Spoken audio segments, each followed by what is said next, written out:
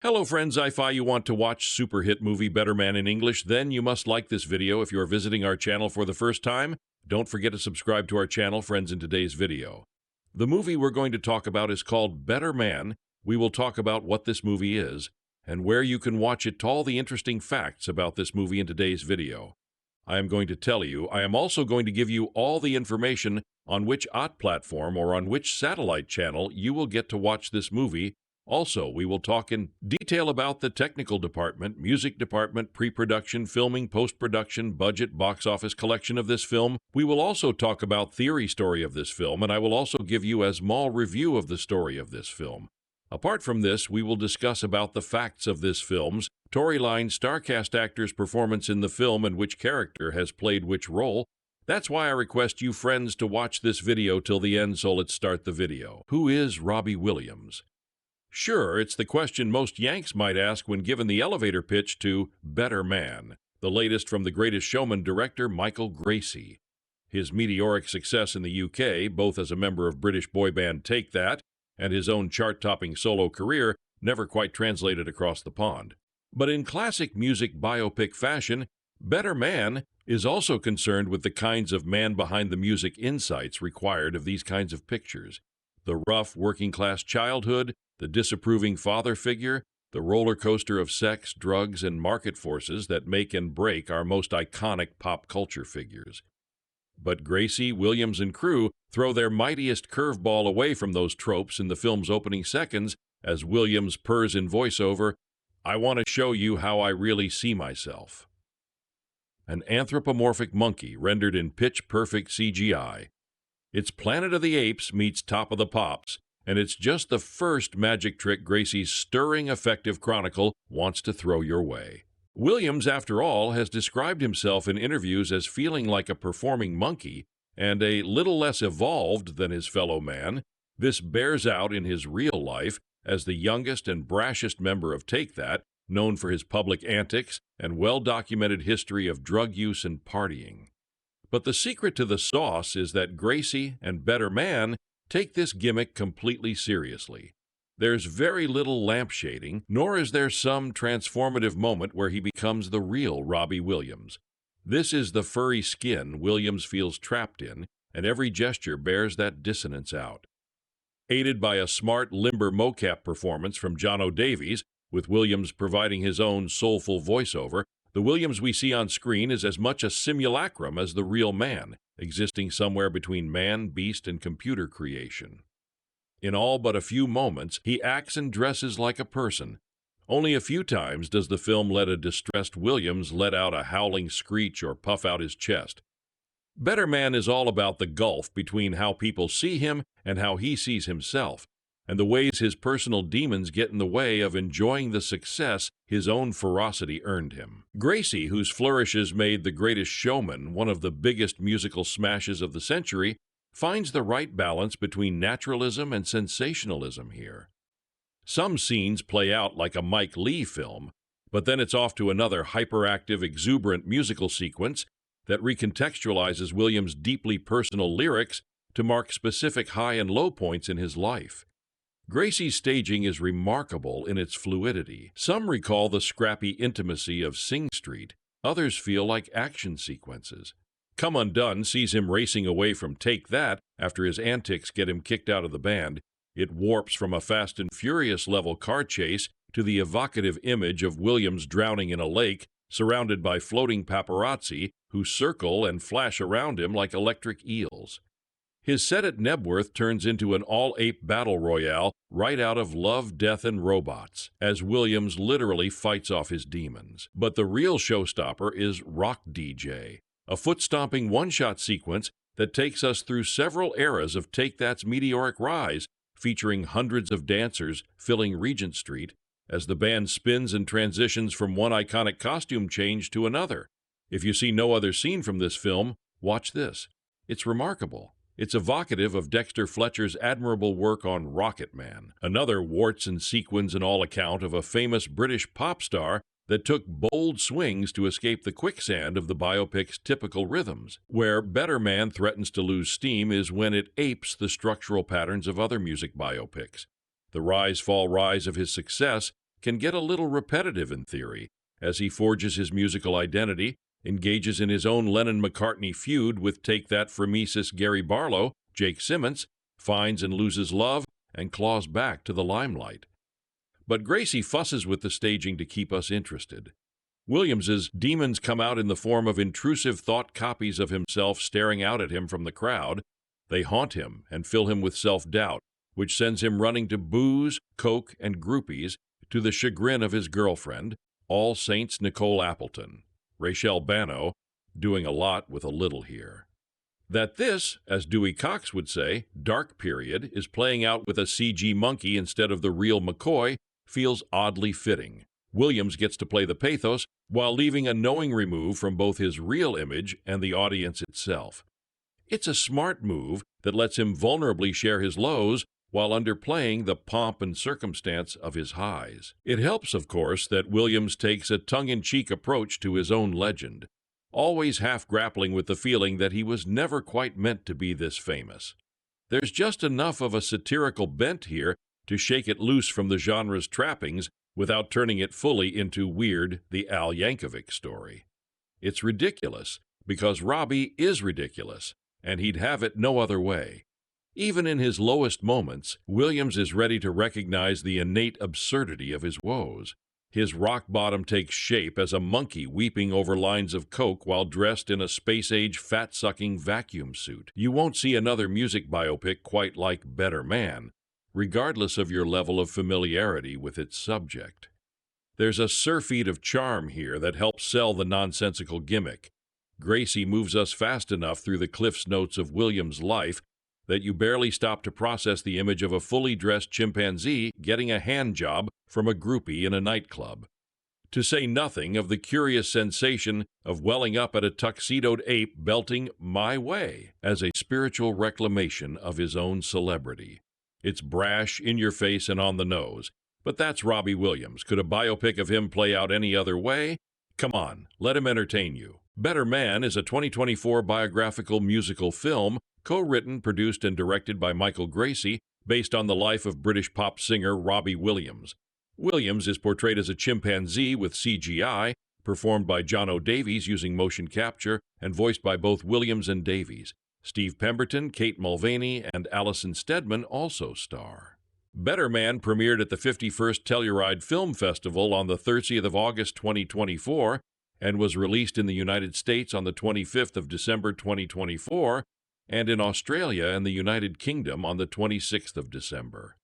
The film received positive reviews from critics. Plot: Better Man cast Robbie Williams as himself, voice, Jonno Davies as young Robbie Williams, voice and motion capture, Adam Tucker as Robbie's vocals, Steve Pemberton as Peter Williams, Robbie's father, Kate Mulvany as Janet Williams, Robbie's mother, Alison Steadman as Betty Williams, Robbie's grandmother, Damon Harriman as Nigel Martin Smith, a band manager who handles Take That, and later Robbie, Rachelle Bano as Nicole Appleton, a member of All Saints and Robbie's on-off girlfriend, Jake Simmons as Gary Barlow, a member of Take That, Liam Head as Howard Donald, a member of Take That, Jesse Hyde as Mark Owen, a member of Take That, Chase Vollenweider as Jason Orange, a member of Take That, Tom Budge as Guy Chambers, Robbie's songwriting partner, Leo Harvey Elledge as Liam Gallagher, the lead singer of Oasis, Chris Gunn as Noel Gallagher, Liam's brother and a member of Oasis, Anthony Hayes as Chris Briggs, Fraser Hadfield as Nate, John O'May as Terry Swinton, Jack McMinn as Luke, Jamie Condon as paparazzi member. Production. Development. The project was first announced in February 2021 as co-written and directed by Michael Gracey, with Oliver Cole and Simon Gleeson also having co-writing credits, and Gracey also producing alongside Jules Daly for Big Red Films and Craig McMahon for McMahon International. Later that year, it was reported that funding also came via the Australian government's producer Offset and Film Victoria's incentive programs. The film is set to be distributed in Australia and New Zealand by Roadshow Films, with international sales handled by Rocket Science. Described as a satirical musical, the project is reported to cover 3 decades of Robbie Williams' stardom, from his first success in popular music combo Take That through the ups and downs of his career. The project was reported to reinterpret and recontextualize some of his songs. Casting. Williams played himself, with Jonno Davies playing the younger version. Williams described the filming process as super odd because he would find himself sat in makeup and the lady that's playing your grandma is sitting next to you and the people playing your mom and dad. Williams is portrayed by Jonno Davies as a CGI chimpanzee using motion capture technology. Other cast members include Steve Pemberton, Allison Steadman, Anthony Hayes, Damon Harriman, and Kate Mulvany, with Williams' Take That bandmates set to be played by Jake Simmons, Barlow, Liam Head, Donald, Jesse Hyde, Owen, and Chase Vollenweider, Orange. VFX was provided by Weta FX. Filming. Principal photography took place at the Docklands Studios, Melbourne, in May and June 2022. Filming of concert scenes from his Live at the Albert show in 2001 were filmed at the Royal Albert Hall in London during Williams' concert appearances there on the 6th and 7th of November 2022. Members of the public could snap up bargain-priced tickets to attend in evening dress for the gigs. Filming also took place in London in March 2023. Music. Songs by Robbie Williams reportedly to feature in the film include She's the One, Angels, and Let Me Entertain You. Gracey said the songs will be re-sung to suit the emotion of the moment in the film. The original score was composed by Sina. On the 22nd of November 2024, Williams released the single Forbidden Road, taken from the film's soundtrack. It peaked at number 20 on the UK singles downloads chart. Release. Better Man premiered at the Telluride Film Festival and was also screened at the Toronto International Film Festival on the 10th of September 2024. Additionally, the film opened the 55th International Film Festival of India on the 20th of November 2024. The film was theatrically released on the 26th of December 2024 in Australia by Roadshow Films and in the United Kingdom by Entertainment Film Distributors. It will have a limited theatrical release by Paramount Pictures in the United States on the 25th of December before a wider release set for 10th of January 2025. Reception. Critical response. On the review aggregator website Rotten Tomatoes, 91% of critics' reviews are positive, with an average rating of 82/10. The website's consensus reads, daring to substitute its marquee star with a VFX creation and somehow pulling it off, Better Man makes a monkey out of the traditional musical biopic to thrilling effect. Metacritic, which uses a weighted average, assigned the film a score of 78 out of 100 based on 28 critics indicating generally favorable reviews. Accolade. The song Forbidden Road from the film was nominated for Best Original Song at the 82nd Golden Globe Awards. It was initially shortlisted for the Academy Award for Best Original Song at the 97th Academy Awards, but was disqualified a few days later after it was found it incorporated material from another song. Better Man received a record-breaking 16 nominations at the 2025 AACTA Awards. Better Man, the biopic about British pop star Robbie Williams, has been absolutely delighting the critics. The film, in which the singer is portrayed as a CGI chimpanzee, currently holds a 92% fresh score on Rotten Tomatoes based on 77 reviews.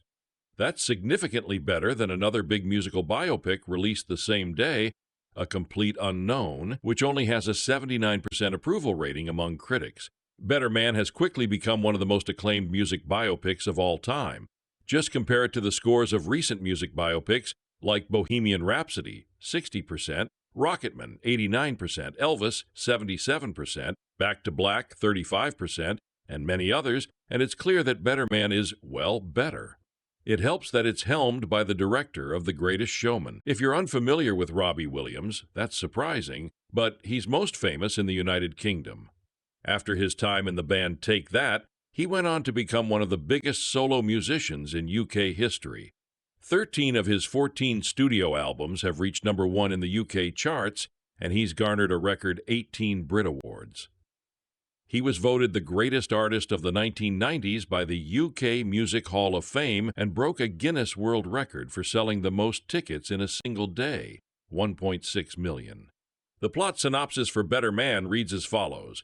MovieWeb's Julian Roman wrote in his glowing review of Better Man, British pop superstar Robbie Williams gets a raw, dazzling, long but exceedingly clever musical biopic in Better Man, which sees him portrayed as a CGI, motion-captured chimpanzee from boyhood through tumultuous stardom. The reason why becomes obvious as the narrative progresses. Director co-writer Michael Gracey infuses the film with a bold creative vision that adds a refreshing new take on a known commodity. The review continues. Clint Worthington of RogerEbert.com writes of the film, "It's brash, in your face, and on the nose. But that's Robbie Williams. Could a biopic of him play out any other way? Come on, let him entertain you." Several other reviewers use the word ridiculous to describe Better Man, including Amy Nicholson of the Los Angeles Times, who states, "If you could tear your eyes away from the screen enough to check a stopwatch, not 1 minute goes by without a flourish that's either funny, ridiculous, stunning, or emotional." Better Man is in limited theaters now, with a wider release scheduled for January 10, 2025. The film co-stars Jonno Davies, Steve Pemberton, and Kate Mulvany. Gracey co-wrote the script with Oliver Cole and Simon Gleeson. Better Man Review. Almost half a century ago, an advertising campaign promised audiences that they would believe a man could fly. They did, and the man was no mere man. He was Superman. The result, the aptly if unimaginatively titled Superman, the movie, converted comic book superheroes into big-budget, epic-scaled, blockbuster entertainment. It created a new, often imitated but seldom equaled standard for realism and verisimilitude. Although believing a man could fly in the winter of 1978 still relied on the suspension of disbelief, audiences have embraced practically everything superhero-related with little if any reservation and even less doubt in the decades since Superman debuted. Better Man, a reimagining of a standard-issue musical biopic, tells the story of Britpop superstar Robbie Williams with a CGI simian standing in for the performer. It seems like a big, even impossible ask, absurd in conception and absurd on its face, literally and figuratively. And yet, despite or maybe because of that conceit, co-writer-director Michael Gracey, The Greatest Showman, delivers an energetic, sometimes frenetic, but never dull masterclass in pop entertainment, the kind rarely seen outside of the waning superhero genre.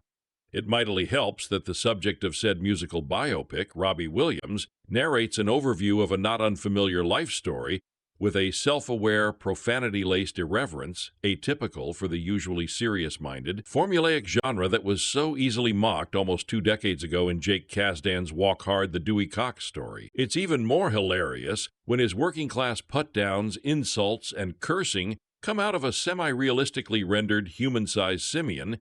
Williams provided the voice acting while Jonno Davies handled mocap duties for Weta's animators. The idea for Williams's simian stand-in came from a conversation he had with writer-director Gracey before they began production. In a sit-down, Williams shared the thought that he often felt like a lower primate whenever he was on stage performing any one of his pop hits, for crowds numbering from a few hundred to almost 200,000. Even when A Better Man focuses on Williams as a preteen, he's in full-on furry mode, mocked, ignored, and on occasion verbally abused by neighborhood kids. Tracy turns Williams's fixation on becoming a somebody instead of a nobody into Williams's greatest life-defining fear. That same fear repeatedly appears in hallucinatory form as a doppelganger only Williams sees, calling out his anxieties, exhorting Williams to self-harm, and threatening him with annihilating violence. Early on, Williams defines becoming a somebody with fame and fortune, both seemingly impossible given his working-class roots, poor school grades, and a semi-absent, self-absorbed father, Steve Pemberton. As a teen with a massive Gibraltar-sized chip on his shoulder, Williams hides his fears and anxieties in an openly rebellious attitude, crude verbosity, and faux bravado. It's enough to get him noticed when he auditions for a boy band, Take That, managed by Nigel Martin Smith, Damon Harriman. He wins a spot in the 5-boy band and overindulges in the fruits of success, e.g. sex, drugs, alcohol, before crashing out at 21, exiled from the band for his uncontrollable behavior and constant friction with Martin Smith and the other members of the band. From there, it's only a hop, skip, and a meet-cute with Nicole Appleton, Rachel Bano, the lead singer of all-girl band All Saints, a brief stint of domestic bliss before it's all undone again by Williams's over-reliance on drugs, alcohol, and unauthorized sex partners to assuage the fear and anxiety demons that seemingly dictate his self-destructive behavior. Despite his floundering relationship with Nicole, Williams rises to new heights as a solo artist, releasing hit after hit and playing at bigger and bigger venues. As Williams's professional life gains him greater fame and a bigger bank account, his personal life seems headed for a skydive out of a plane without a parachute, all of which Gracey handles with an almost irresistible voyeuristic fetish for degradation. Given Williams's depiction as a simian, his inevitable fall never takes on the otherwise obligatory grimness typical of the genre. Instead, Williams's fall, however accurate to his real-life experience, takes on a measure of absurd surrealism, especially considering the matter-of-fact manner in which everyone else interacts with Williams in his shaggy-haired simian form. When Williams isn't making every effort to ruin his life, he's either rehearsing or on stage performing any number of take-that-pop hits, or his own, more smoothly rendered, slightly more adult ones. A music director by experience, Tracy handles the musical performances with a crowd-pleasing to some, irritating to others, maximalist style. There's little doubt, however, that the songs, whatever their merit or placement in the English-language pop canon, remain irreducibly catchy and hummable, driven by dance-floor-influenced beats, and performed with intensely cheeky dedication by the cast. They, like Gracey and Williams himself, most definitely understood the assignment. Robbie Williams, only he is a chimp. This is a pretty trad music biopic, coming with the accepted U-shaped narrative arc of humble beginnings, big break, superstardom, drugs, drink, shallow sex, dark night of the soul slump, and redemptive comeback. Here topped off with an unendurably protracted performance of My Way at the Royal Albert Hall in London. But the whole thing is given a cheeky high-concept twist by portraying the singer as an ape, while all around are humans. Actor Jonno Davies plays the part in motion capture, and Williams himself supplies the voiceover. The idea supposedly comes from Williams's fear that he is immature and unevolved, stranded emotionally forever at the age he became famous, 15.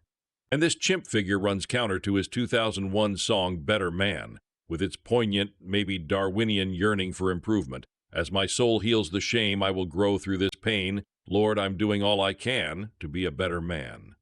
But of course it is an outrageous existential humble brag. As a chimp, Robbie is superior to the boring humanoids, funnier, crazier, braver, and more charismatic. Steve Pemberton plays Robbie's unreliable old dad, Peter, a heartbreakingly unsuccessful Sinatra-adjacent lounge singer who broke Robbie's heart by abandoning his family but inspired Robbie with a complicated Oedipal need to prove himself, imitate him, gain his attention, and surpass him. Allison Steadman plays his adored Nan, who always believed in him. Jake Simmons is Gary Barlow, whose songwriting professionalism earns Robbie's grudging respect. We see young chimpy Robbie audition for hatchet-faced promoter Nigel Martin Smith, Damon Harriman, to join Take That. And the screenplay from Simon Gleeson, Oliver Cole, and Michael Gracey gives Williams's voiceover some carefully droll material about the enduring need to be quite polite about Martin Smith for legal reasons. As Martin Smith, Harriman has the funniest line. Over dinner, he tells the fresh-faced band to look around the table. In 5 years' time, we'll all hate each other, but we'll be rich. That is not quite what happens. Robbie's substance-abusing antics get him expelled from the band, and he makes a bid for solo stardom with the help of his new girlfriend, Nicole Appleton, Rachelle Bano, while eaten up with jealousy for her band All Saints and their No One single. Songwriter Guy Chambers, Tom Budge, unlocks Robbie's inner talent. And here again, there is some interesting, legally constrained joking about Robbie and Guy going on beach holidays together. Robbie is fascinated and woundedly envious of Oasis's colossal success and yearns for a massive Nebworth show of his own and for his dad to love him. It is all watchably performed, but the chimp idea is not explored any further than simply making Robbie look like a chimp. We are not leading up to any Statue of Liberty on the beach moment. He just does what he would do anyway. As you gradually get used to him resembling a chimp, the ironizing and surreal effect wears off, and the chimp face looks weirdly less compelling than Robbie's vivid face, seen in pictures over the closing credits. The film is interestingly candid about the toxic driving force of envy behind a musical career, something many music biopics omit, but in the end, however initially startling and amusing, Robbie as chimp feels like a distraction from his all-too-human unhappiness and talent. Robbie Williams hopes being depicted as another species will help audiences see his humanity. In the Michael Gracey-helmed musical biopic Better Man, premiering December 25th in theaters, the 18X Brit Award winner's story is told through actor Jonno Davies in the form of a CGI chimpanzee, as Williams explained his MO has been cheeky. "What's more cheeky than a cheeky monkey?" he said to the Associated Press. "I've been a cheeky monkey all my life. There's no more cheekier monkey than the coke-snorting sex addict monkey that we find in the movie." Williams added, "We care for animals more than we care for humans, most of us. I guess there is a removal as well. It's very much a human story, but if you're watching it and someone's playing Robbie Williams, you're thinking, does he look like him? Does he act like him? Does he talk like him?" The Take That alum previously told Deadline referred to his primate avatar as a very special magic trick, explaining, "It desensitizes and sensitizes you all at the same time. We have deep empathy and compassion for animals, way more than we do for humans." Gracey also recounted to Deadline how the idea arose to depict Williams as a chimp after interviewing him several times over a year. "I just felt there was a more creative way of entering into this particular story," he said of Better Man, compared to other musical biopics.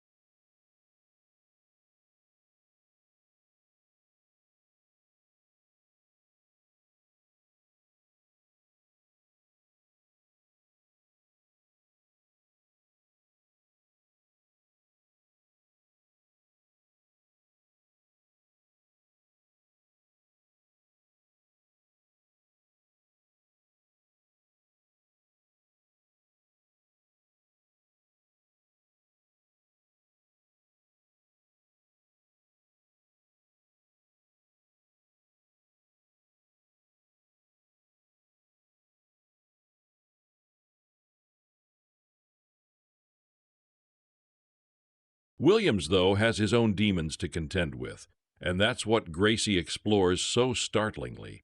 In time, the chimp will have a monkey on his back, yes, but more problematic are the ones inside his head, criticizing and deriding him, telling him he's useless, pathetic, a fraud, which isn't unrelated to Williams' dad instilling in him that the very worst thing in life is to be a nobody.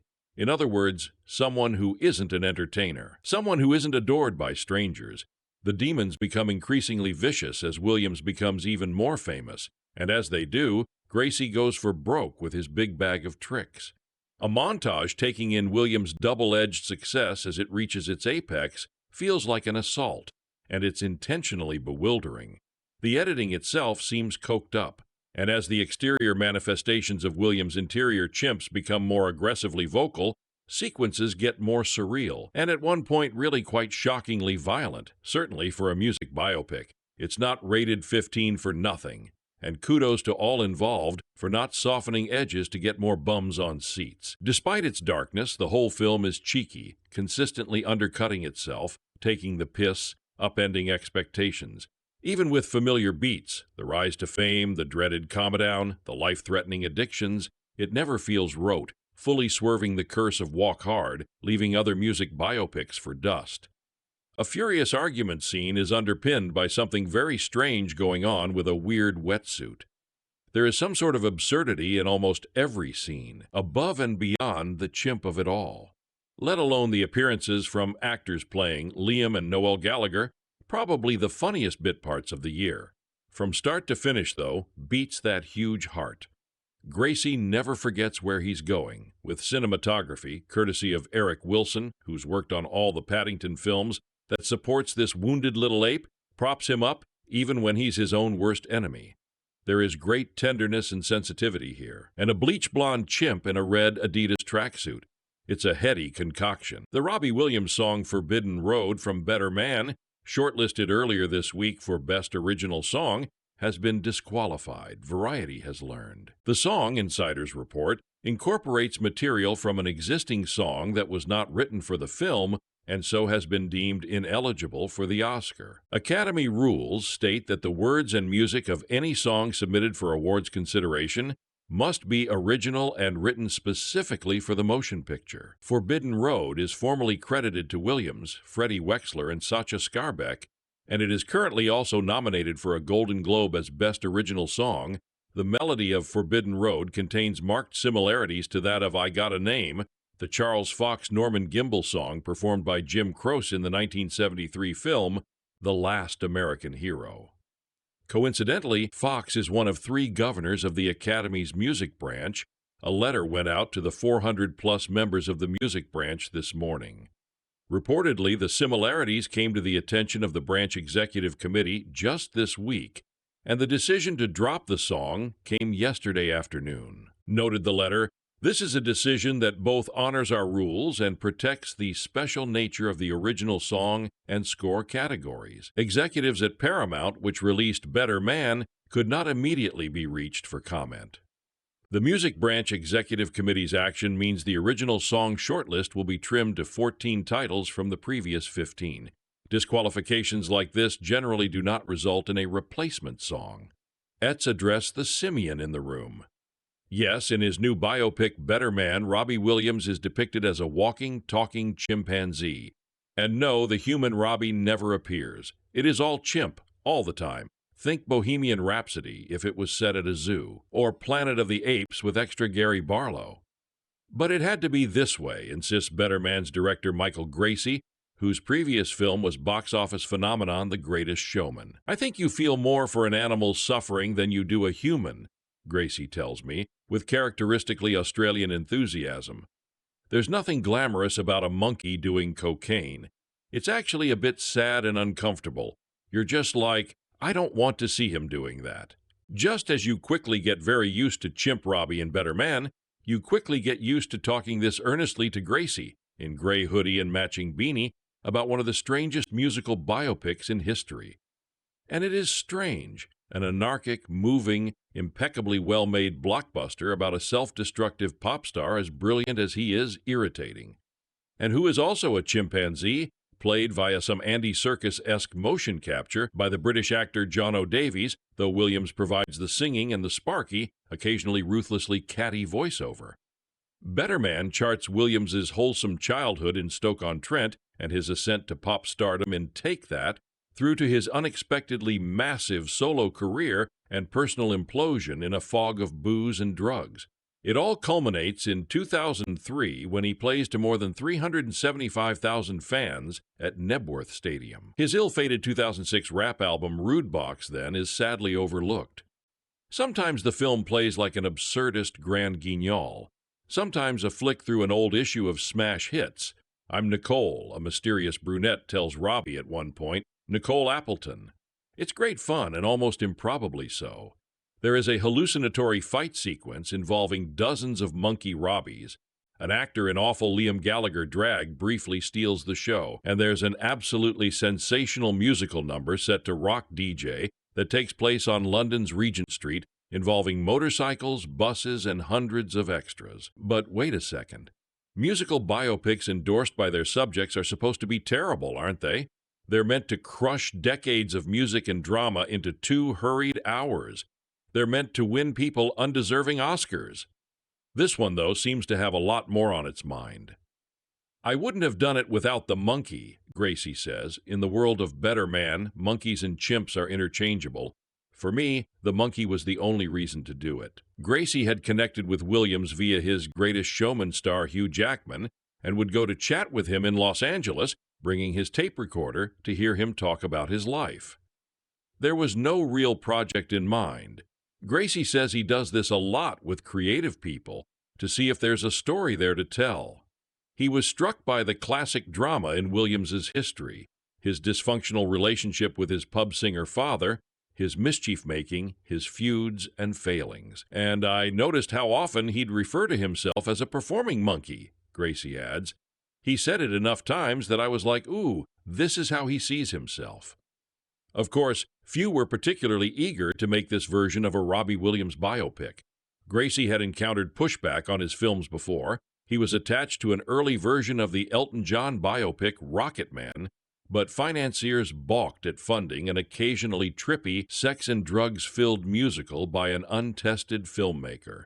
Better Man, though, was an even tougher sell. And this was absolutely because of the monkey, he explains. But I'd also come off the back of The Greatest Showman, so I had a lot more cachet. I felt I could take a bigger creative swing, and luckily people did eventually get on board. Impressively, he received no pushback from the real people depicted in the film, despite many coming off as different shades of terrible. The early 90s rise of Take That seems like a misery. The group ferried from gay club to gay club in the back of a van while being sexualized and belittled by their tyrannical manager, Nigel Martin Smith, a first-class shot per Williams voiceover, a claim they got away with as it's, legally speaking, just one man's opinion. Gary Barlow is also, Kelser Prize, depicted as a smug bore, the finger-wagging yin to Williams's chaotic yang. But Gracey doesn't quite see it that way. I actually feel more for Gary while watching the film, he says.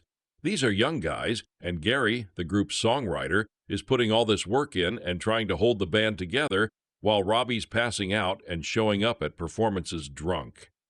You feel the frustration because this guy is a massive tasty. Barlow was involved in the film's production, allowing Gracey to use songs he's written and looking over the script in advance of shooting. Rob was really worried, Gracey remembers. These guys get on really well at the moment, and I know people go, well, do they really? But they actually do. And I think it's hard for both of them to revisit a time when they were... Gracey punches his fists together. You've also got to understand everyone was just doing their best, he continues. There was no rule book. There were no guides.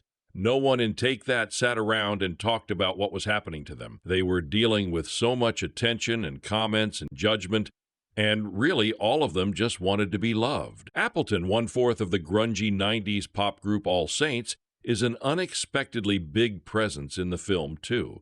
She and Williams dated for several years, during which Appleton fell pregnant. The film makes clear that she was convinced to have an abortion by someone within All Saints management to preserve her fledgling career.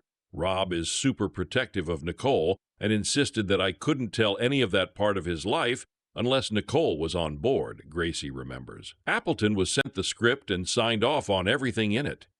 Obviously, it's deeply personal, and she was heavily involved. She'd come to rehearsals, and I met with her at multiple stages during production. When she sat down to watch the scene depicting her first meeting with Williams, she cried. She just said, "We were such messy kids, and I wouldn't change it for the world."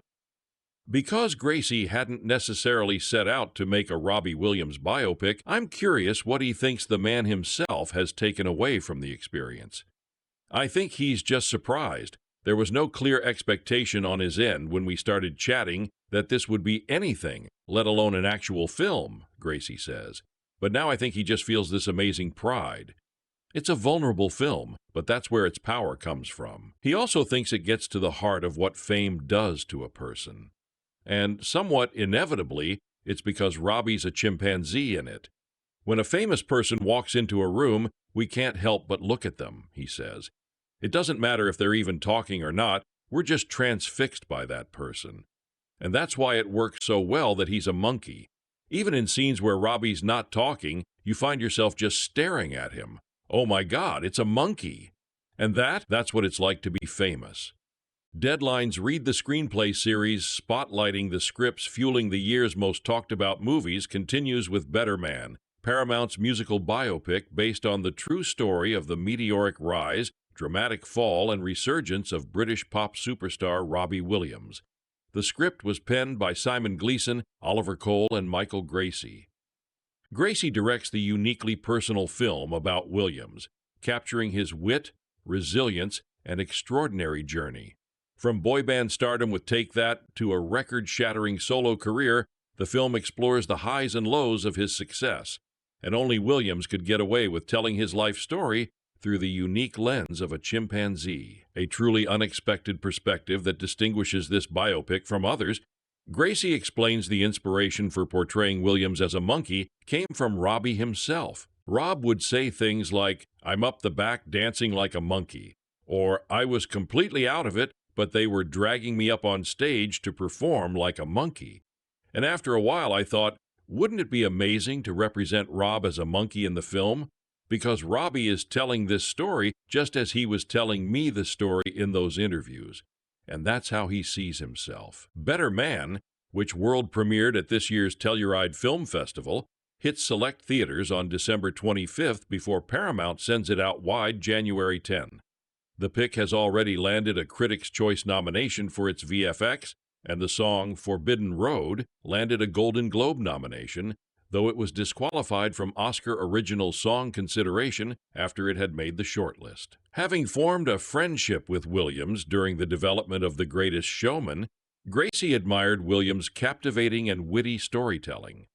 Gracey recorded their conversations over 18 months, forming the foundation of what became the musical biopic of his life. In 2019, Gracey teamed with longtime friends and creative collaborators Cole and Gleeson to write the script, and together they developed the themes and expanded the film's story beats and key musical numbers.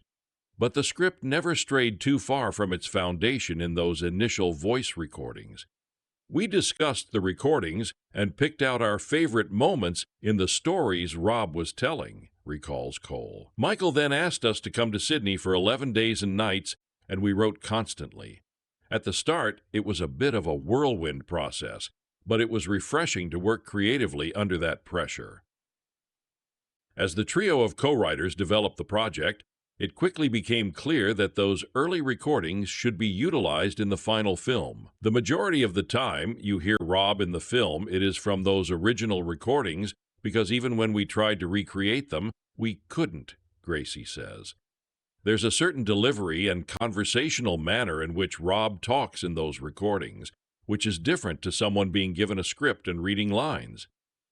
At its core, the film explores family, focusing on Williams' relationships with his entertainer father, Peter Williams, stage name Peter Conway, played by Steve Pemberton, his mother Janet, Kate Mulvany, and his grandmother Betty, Allison Steadman.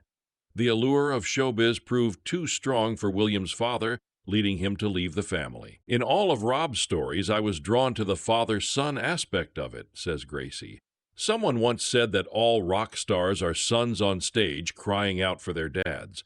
But in Rob's case, he had a unique experience in that he had a father who idolized Frank Sinatra, Dean Martin, and Sammy Davis Jr., and his excitement and passion for that music was passed on to Robbie.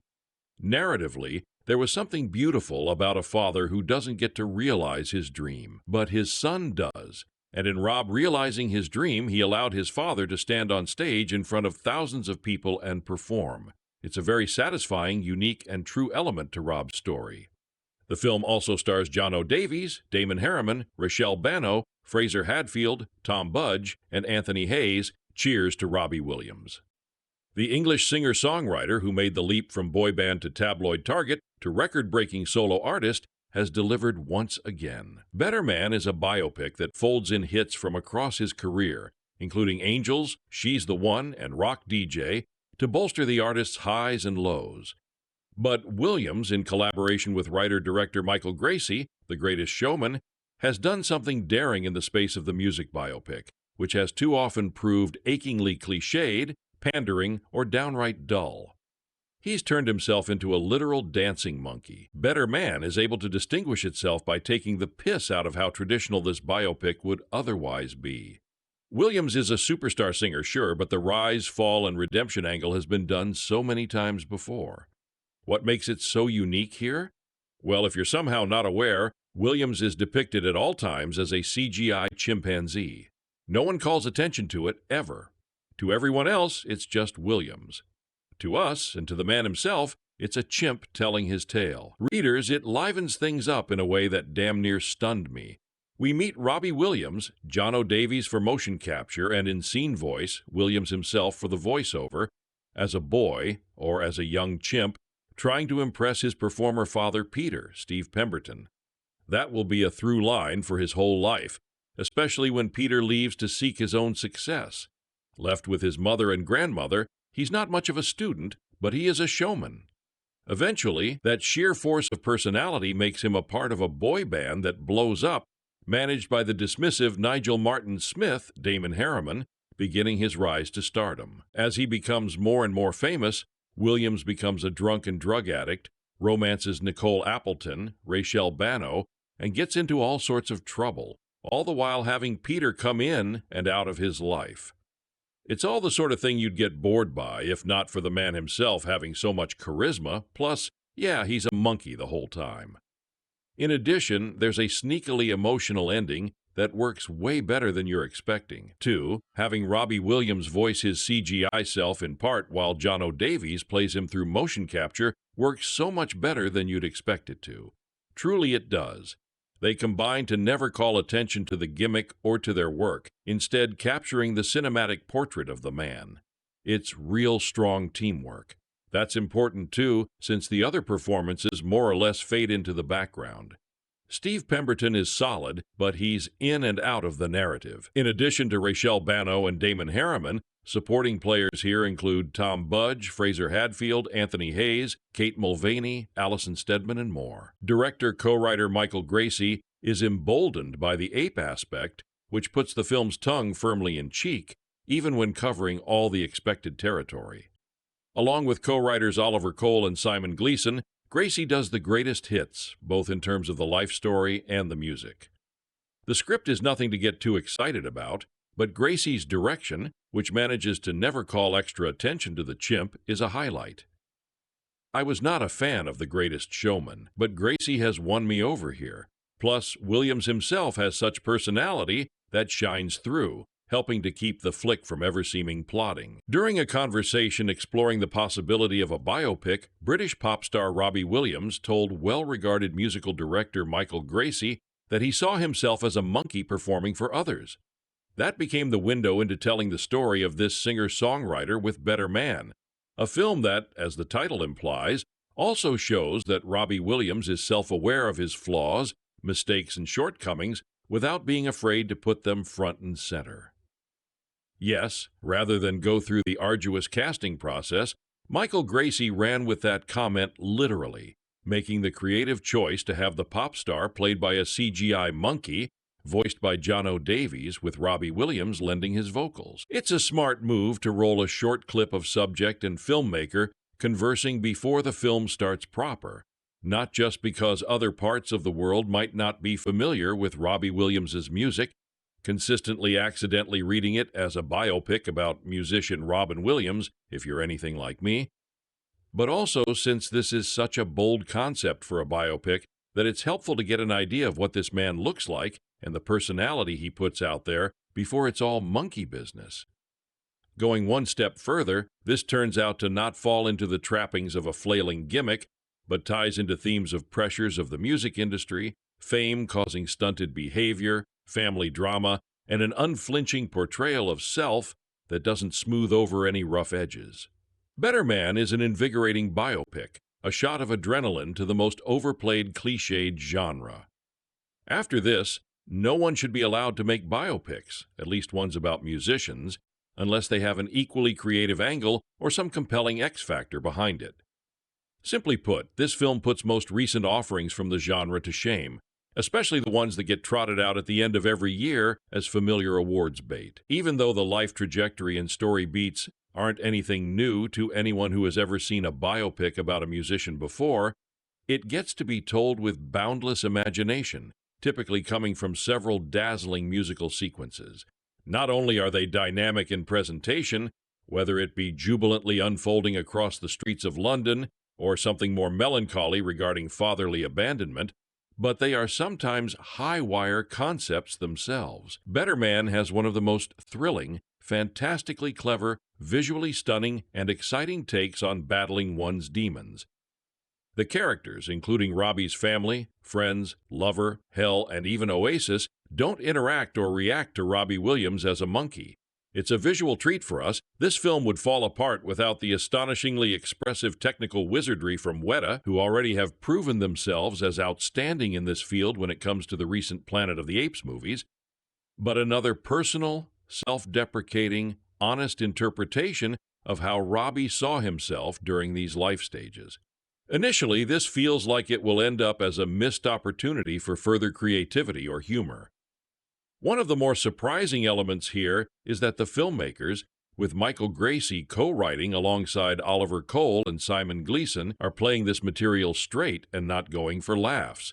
That confidence pays off, allowing a maximalist, melodramatic side to come out with sincere, absorbing emotional heft. That story follows a standard rise and fall structure, with Robbie Williams finding inspiration from his initially supportive singing father, Steve Pemberton, exhibiting a relatable drive to make his grandmother, Alison Steadman, proud, getting his start in boy band Take That, before his insecurities and worsening substance abuse and egocentric behavior gets him kicked out, stumbling into a rocky relationship with Nicole Appleton, Rachel Bano, and then not only finding the courage to put some meaningful lyrics out into the world through a successful solo career, but managing the anxieties that come with performing in front of humongous crowds while constantly struggling with drug addiction.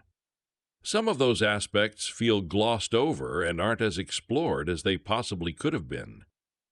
The film is already 135 minutes, but some of it is given a broad strokes treatment, but it's affecting anyway due to the creativity, artistry, musical numbers, and blunt honesty enhancing those character dynamics.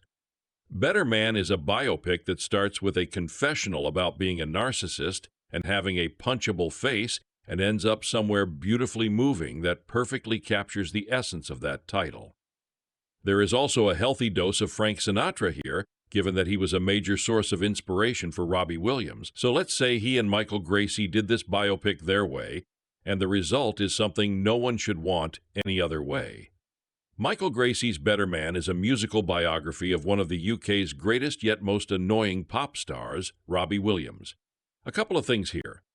I have no clue who Robbie Williams is, and the part of Robbie Williams is played by a monkey, specifically a chimpanzee. The movie opens with Robbie Williams, Jonno Davies, as a little chimp, bad at football, but precocious as hell. His father, Peter Steve Pemberton, is a working-class man who dreams of singing for the masses like his idol, Frank Sinatra. When Peter entertains a bus of football fans, he never returns, leaving Robbie to fend for himself along with his mother and grandmother. A slacker at school, Robbie tries out for the formation of a new boy band, Take That. Through a miracle, Robbie makes it into the band, and Take That becomes a massive hit.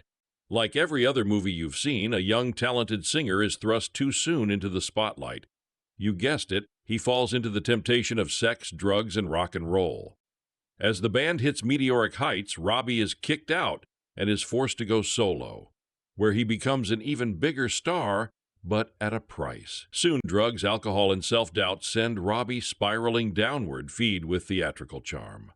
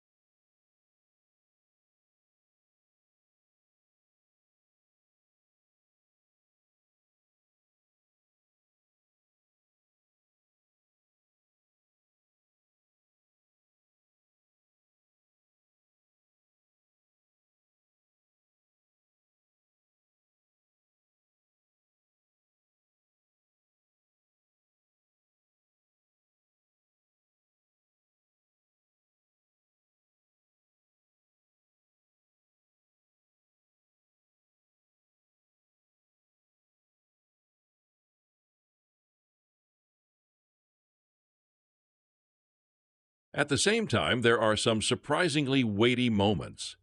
Williams refers to his then-girlfriend Nicole Appleton being pressured to get an abortion by her record label in order to maintain her squeaky clean pop star image, and there's no shortage of debauchery.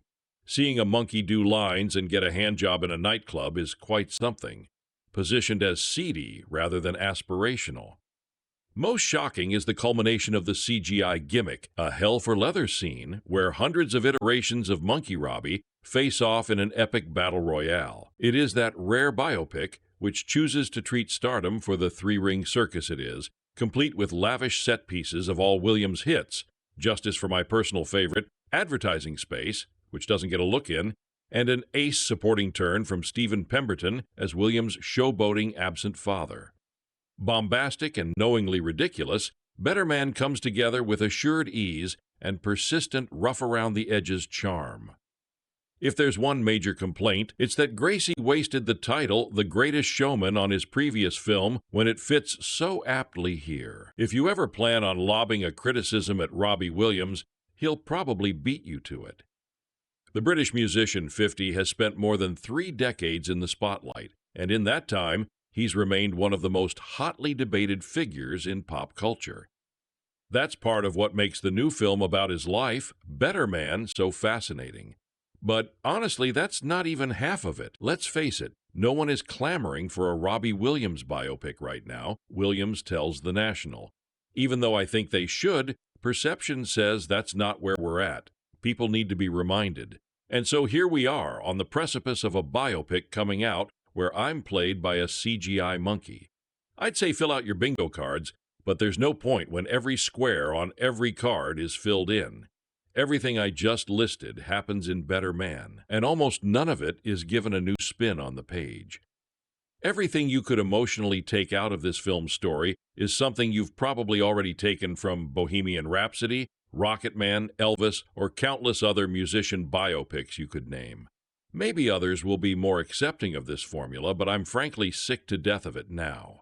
Had this been the first time I'd seen it done, I'd be moved to tears by Robbie Williams' story. But regardless of how well it's executed, that fatigue was always at the forefront of my mind while I was watching. And it made the whole experience frustrating because, well, the film is so remarkably good at pretty much everything else. As cliched as the story of Better Man is, not only is it done well, but it's done creatively. The cinematography from Eric Wilson, who, as the kids say, went way harder than he had to with the Paddington movies, is an absolute sight to behold. The entire film is aglow in a grainy, gritty, but somehow otherworldly aesthetic, bridging the gap between shakily realistic and absurdly over-the-top. The song numbers are close to indescribable with their non-stop kinetic energy, dazzling lighting, and seamless transitions from one location to the next and back again. Of course, it helps that they're set to Williams' own great library of songs, not to mention the best dancing I've seen in a musical all year. And in the same year, Wicked came out. That's impressive. In a manner that's likely befitting of the presumed persona of Robbie Williams, Better Man is also blazingly fast in a lot of its big developments. You don't go to this film for the in-depth details of how Williams achieved stardom, but rather to feel what it maybe felt like for him. Feverishly paced, with no room to stop and breathe, partially because he doesn't allow himself to stop and breathe, lest he actually think about why he's chasing these dreams at all. The movie will slow down when it needs to, but it makes you feel the disorienting rush of such a tumultuous cycle of rises and falls throughout this span of Robbie's life. The performances are stellar across the board, even from characters with less screen time like Rachel Bano as Nicole Appleton, Robbie's main lover in the film. You may have seen this story before, but that doesn't make it any less painful to watch the volatile, unfiltered breakdowns or emotional crises when they're relentlessly flung in your face. Williams, as the narrator, is at the core of the film's voice with his explicit, sarcastic, self-deprecating wit. Like the movie itself, he tells a story you've heard before in a very distinct way, and that irresistible sense of humor is also a huge strength of the actual dialogue. Jonno Davies shines by bringing that unique energy to the front of the camera, even under all that CGI. It's a curious thing. And he's not joking. In case you haven't heard, Williams is actually portrayed as a CGI monkey a la Planet of the Apes in the biopic of his life brought to the big screen by director Michael Gracey, The Greatest Showman. What's even more curious is that it's excellent, rightfully garnering rave reviews across the world, lauded as thrilling, funny, and surprisingly heartfelt. I couldn't not see it as a great idea from the start. Before Michael even finished the sentence of telling me the idea, I was like, I'm totally in. And then I went to my wife, who's the minister of all decisions, and I was like, you're never going to guess what, I'm a monkey in the movie. She was like, what? And it was then that I discovered that not everybody would think like me, remembers Williams. But here's the thing. The pre-trailer garnered around 30 million views in 24 hours. If there's no monkey, there's no 30 million. It turns heads. The journey to Better Man, which opens in cinemas on Thursday across the Middle East, began more than 7 years ago, when Williams first sat down with Gracey and the film's writers for what turned into a 12-hour chat. It's not the first time that's happened either.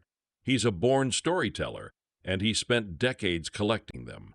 Tales of working-class grit and celebrity glamour, stories of love and loss, each full of remarkable highs and lows. I love telling my stories, says Williams, because I get a dopamine hit from it, some days more than others. I like explaining myself because at my core, when you're maligned on such a massive scale, you think everybody else has read every single word about you, and they haven't. But I just still feel like I need to explain myself. Many of his favorite stories end up in the surprisingly candid film which he narrates, though not all, of course. I'd have been sued to high heaven if they did, really. There's no way you can prove that these things happened and were said. But they did, and they were. Still, if I were the people that I was telling them about, I'd sue me too, says Williams. But even with some punches pulled, he still cringes at the honesty on display once he realizes that everyone involved is about to see it. Front of mind are the members of his on-again, off-again band, Take That, who recently contacted him interested in a private screening. Mark Owen from the band Take That emailed me and said, "Me and the lads are in town and we'd love to see the movie. Can you sort a screening?" My first response was, "Oh no." But my actual response was, "What a great idea. Yes, I'll organize that for you," says Williams.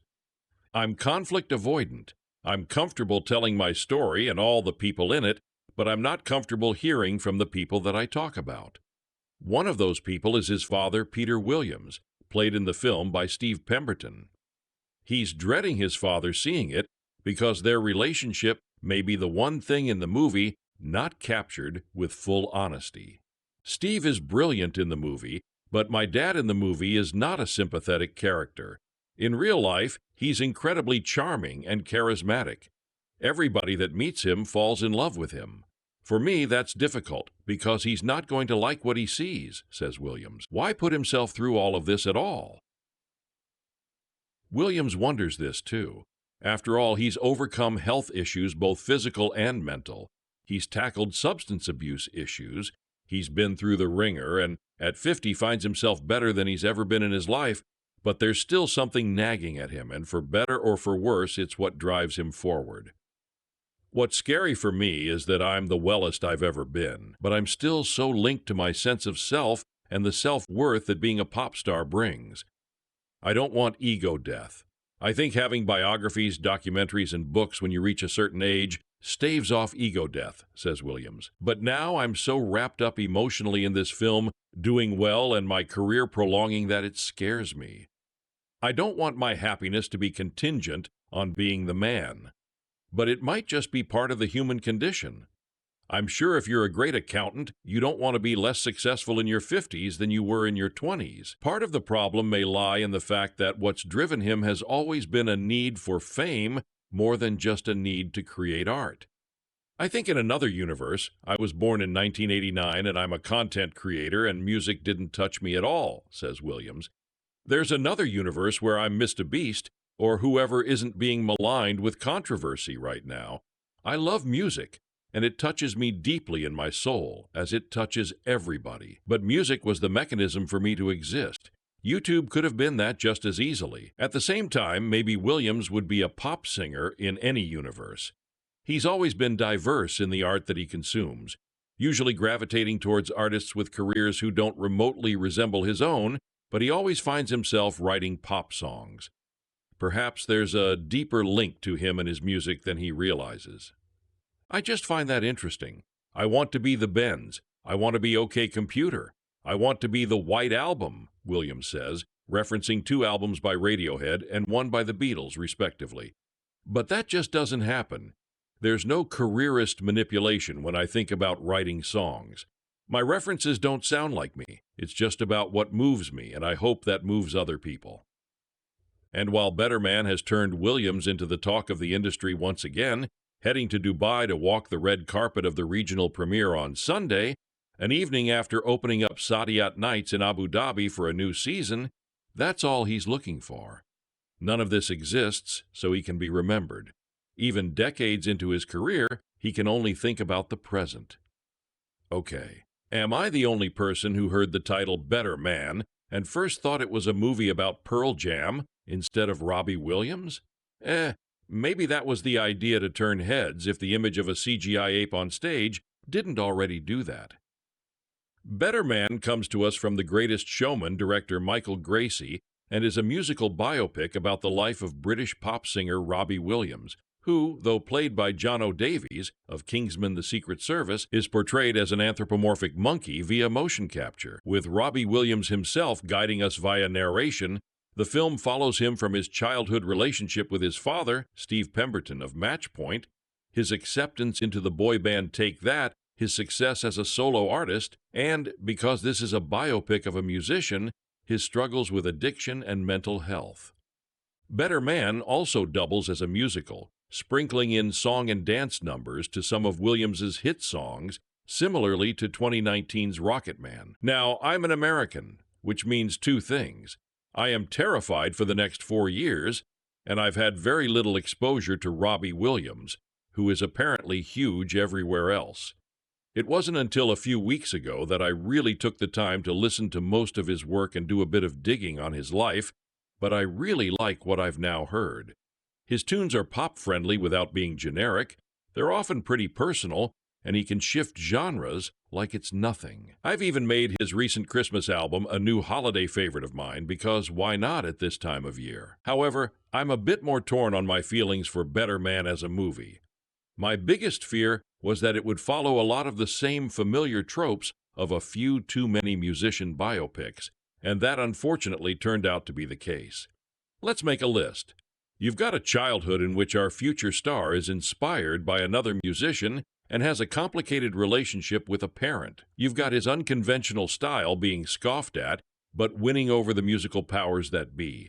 There's his vision clashing with other bandmates, a drug addiction, a soured romance, a third-act confrontation of everyone he's wronged or who's wronged him, an eventual acceptance of himself, and an affirmation of that acceptance via some show-stopping concert at the end.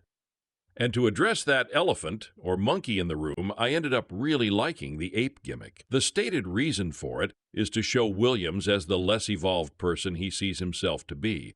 But I think it works because no matter what Williams does, he looks out of place, which he should.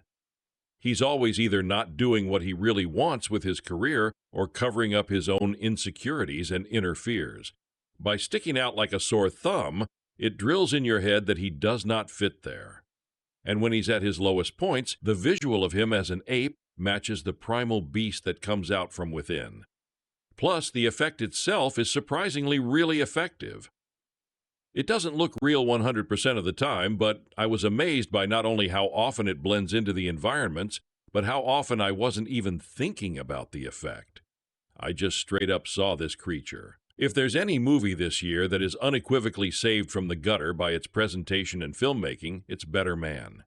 At its core is a very stale rock star story that adds no new insights into music culture, nor the psychological causes and effects of superstardom. But that core is given such a thick, delicious, vibrant, sense-pleasing coating that the entire experience is made worthwhile. A lot of it is style over substance, though the substance would have been great had it not been so familiar, but that style is enough to freshen up the formula underneath. As much as I don't want to encourage this same type of story being told over and over again, I can't sit here and say I didn't have a good time with Better Man. Just please shake up the writing itself next time, or else I'll be a monkey's uncle. Robbie Williams. CDs in their closets. There were many questions swirling around the announcement of a Robbie Williams biopic. As a key player in the fall festival season for many Americans, the question might be, well, who is that? And for those who do know him, the question might be, well, who is that for? While the lives of musicians might have become easy IP for lazy filmmakers and indulgent stars, there's still nothing particularly unique about the life of Williams, and certainly no urgent need to tell it at this very moment. And why would it then be costing a reported $110 million attracted Paramount as backers, and the Greatest Showman director Michael Gracey landing an in-demand tour-ride festival premiere extra information? Cheers to. Robbie Williams, the English singer-songwriter who made the leap from boy band to tabloid target to record-breaking solo artist, has delivered once again that Better Man is a biopic that folds in hits from across his career, including Angels, She's the One, and Rock DJ to bolster the artist's highs and lows, but Williams, in collaboration with writer-director Michael Gracey, The Greatest Showman, has done something daring in the space of the music biopic which has too often proved achingly cliched, pandering, or downright dull. He's turned himself into a literal dancing monkey, better man. Unfurls a tale of William Hard. Scrabble youth in Stoke-on-Trent, his bad boy years in the British group take that his substance abuse issues, rocky romance with a fellow pop star celebrity, feuds, and family dramas, all while portraying the singer as a CGI chimpanzee in the vein of the Planet of the Apes reboots. At first, it might seem a cheeky gimmick, or cheeky monkey meant to hook audiences, with the sheer oddness of the choice, but Gracey nurtures this concept, weaving together a collaborative performance with actors in the legendary VFX studio WaFX to create a uniquely moving portrait of an artist at war with himself, while the cadences of William's story fall into a familiar pattern. Allowing himself to be presented as a literal animal brings a fresh perspective and an enthralling blend of humor and vulnerability. This results in the best music biopic since the rousing splendor of Elton John's Rocket Man, which Gracey notably executive produced. This is a complicated question. Williams lends his voice to the narration, the words of which were penned by Gracey Oliver Cole and Simon Gleeson from interviews with the sensational singer. However, in the flesh, English actor Jonno Davies Hunters shoulders the role, blending a physicality that is part hulking chimpanzee and part swaggering sex symbol, while everyone around him on set is in period costume. Davies wore a motion capture suit with a small camera perched above his face to track his expressions. From there, built chimp Robbie, using Williams' own eyes and various hairstyles as inspiration, and the final touch, a voice that mixes Davies's and Williams' performances. All this blends seamlessly into a powerful performance that is one of the most surprising yet riveting of the year. In the narration, Williams introduces himself with a smirking tone and a slew of insults that have been lobbed against him. Davies picks up that rough exterior with macho posturing, but complicates it with goofball bravado and churlish outbursts, juvenile gestures, and a self-pleasuring bit that's lily hilarious but more than funny. Better Man is riveting because it embraces a warts and all approach that doesn't shy away from Williams' darkest moments. You might think that scenes about drug use, infidelity, and self-harm would be undercut by this furry gimmick. But by the end of the first sequence, in which a young Robert Jack Sharon has a rough day at the playground, the chimp device makes sense. The animation, while created, is so emotive, the performance behind it so grounded that it just works not only in moments of drama, but also in truly epic musical numbers, as in Rocket Man. Gracey employs songs anachronistically. For instance, Take That's Rise to Fame is backed by Rock DJ, which is a hit from Williams' solo career. This is not a glitch, but a feature, as both films focus on the feeling of their story over cumbersome facts. This freedom to play Williams' hits as they make sense in the story versus when they came in his life allows for electrifying sequences of joy, agony, and romance. In the case of Rock DJ, the young band celebrates their record deal by dancing together through several locations, from posh shops and double-decker buses to the streets of Piccadilly Circus, collecting more and more revelers along the way until the whole of London appears to share in their ring. While this is perhaps the most ambitious musical sequence among the most moving, she's the one where Chimp Robbie performs a heartfelt duet while dancing a golden-era ballroom number and dipping his female partner, real Bono, with eloquence that is utterly swoon-worthy. Yes, even when the leading man is a chimp, embracing the visual language of music videos, of which Gracey has directed many. Better Man blends realistic settings with surreal scenarios, so a car crash in the rain results in a nightmare sequence where Chimp Robbie is plunged underwater, then swarmed by fans who tear at him for motos and paparazzi, whose blinding cameras make his struggle to the surface all the harder. More traditional moments are in the mix, like a montage of Williams magazine covers and music videos to chart his rising fame.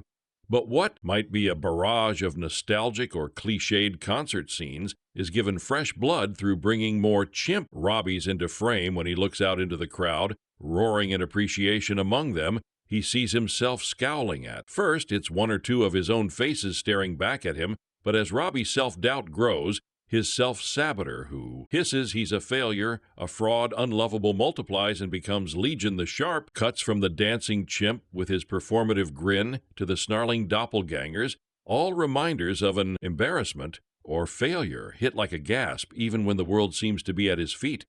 Robbie is running from himself, and this builds to an internal war made external through a brilliantly vicious battle scene that gives Planet of the Apes a run for its money. This poignant use of CGI animation is also surrounded by a terrific supporting cast, whether it's Steve Zahn as Williams' conniving deadbeat dad or Alison Stemen as his devoted grandmother. The actors bring a pulsing authenticity that makes this family, broken as it is, feel achingly real. This is all the more impressive considering they were acting opposite an actor wearing all that MO cap gear. Together, cast and crew build a glorious, complex look into the life of a world-class entertainer whose arrogance and vulnerability are on display display. The result is a film that feels grandiose, outrageous, deeply personal, and jolting relatable. It's Billy Elliot meets Rocket Man meets Planet of the Apes, and it's so much more. We're just a few minutes into Better Man when the 88-year-old Robert Williams, very much played by a CG chimp,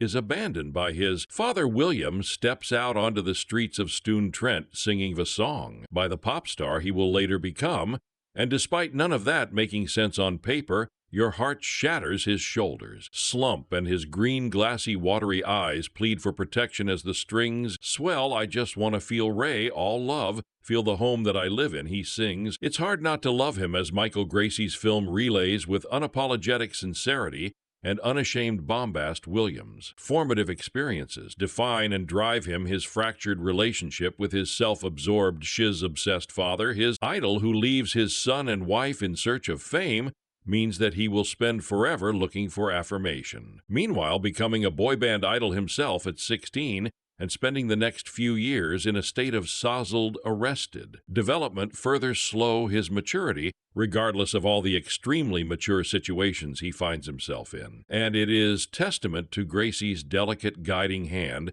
that we feel for Williams, at least in the guise of this people-pleasing primate from the start. Our own life experiences might be a world away from his, but Better Man's preoccupations are universal. The need to be loved, to feel safe, secure, to not be taken advantage of. Does that insecure little kid inside of us ever truly completely grow up? The story here is told from Williams' perspective, and it's the carnival of self-loathing.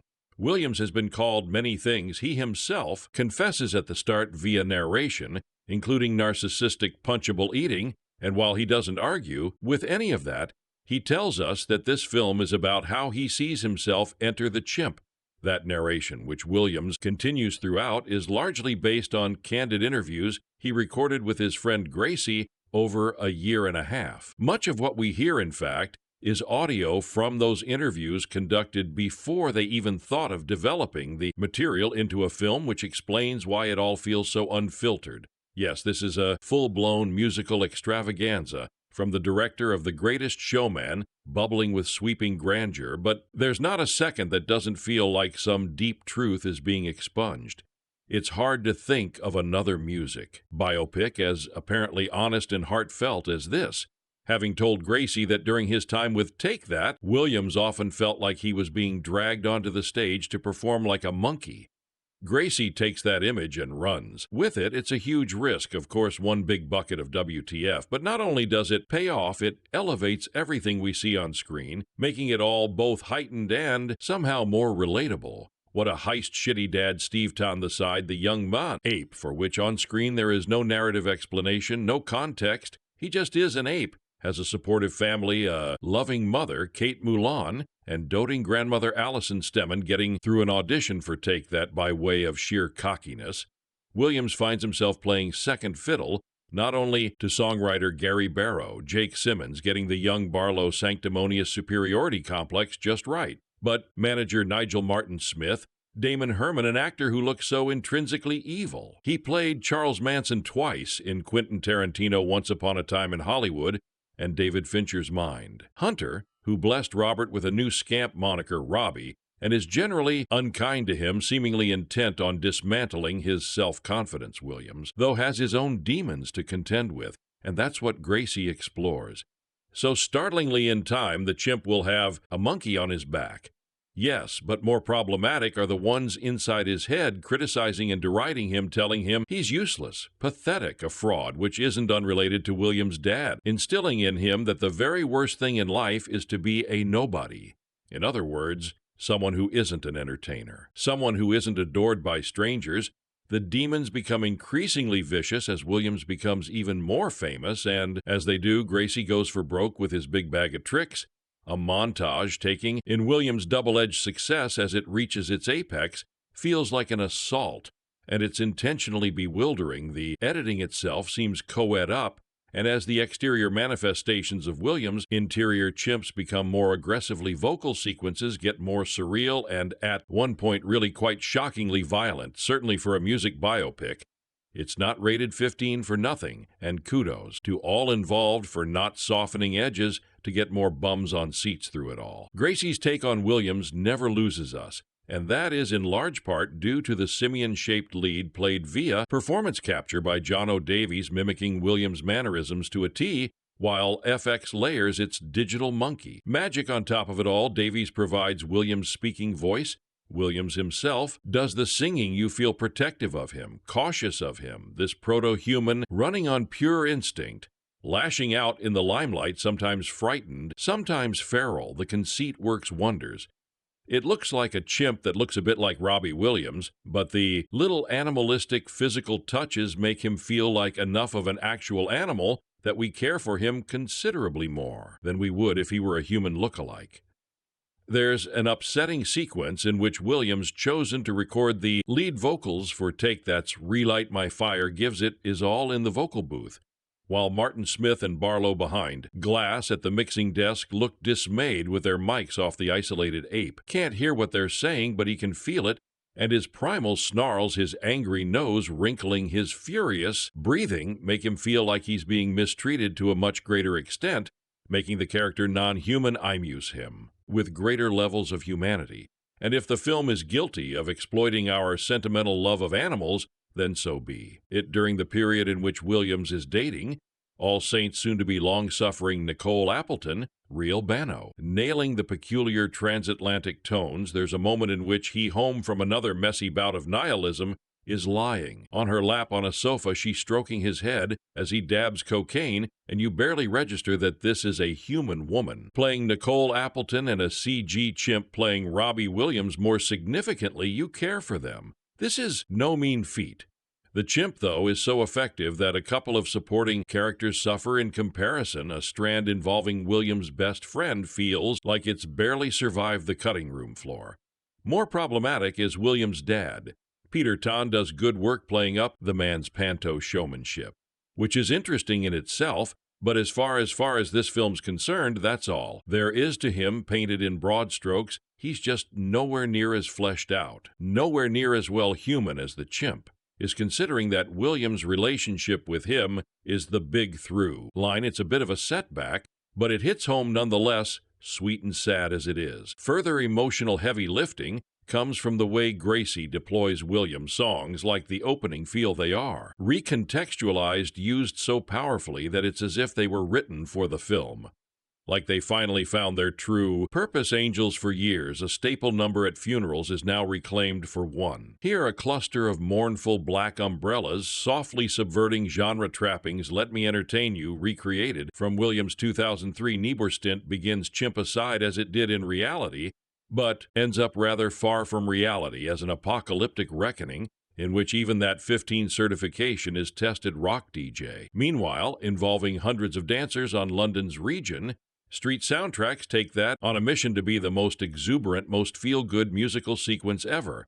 A cheeky, hormonal, joyful showstopper, it's really quite breathtaking despite its darkness. The whole film is cheeky, consistently undercutting itself, taking the piss-appending expectations, even with familiar beats, the rise to fame, the dread it, come down, the life-threatening addictions. It never feels rote, fully swerving the curse of Walk Hard, leaving other music biopics for dust. A furious argument scene is underpinned by something very strange going on with a weird wetsuit. There is some sort of absurdity in almost every scene above and beyond the chimp of it all, let alone the appearances from actors playing Liam and N.L. Gallagher, probably the funniest bit parts of the year from start to finish, though beats that huge heart. Gracey never forgets where he's going with cinematography, courtesy of Eric Wilson, who's worked on all the Paddington films that supports this wounded little ape, props him up, even when he's his own worst enemy. There is great tenderness and sensitivity here,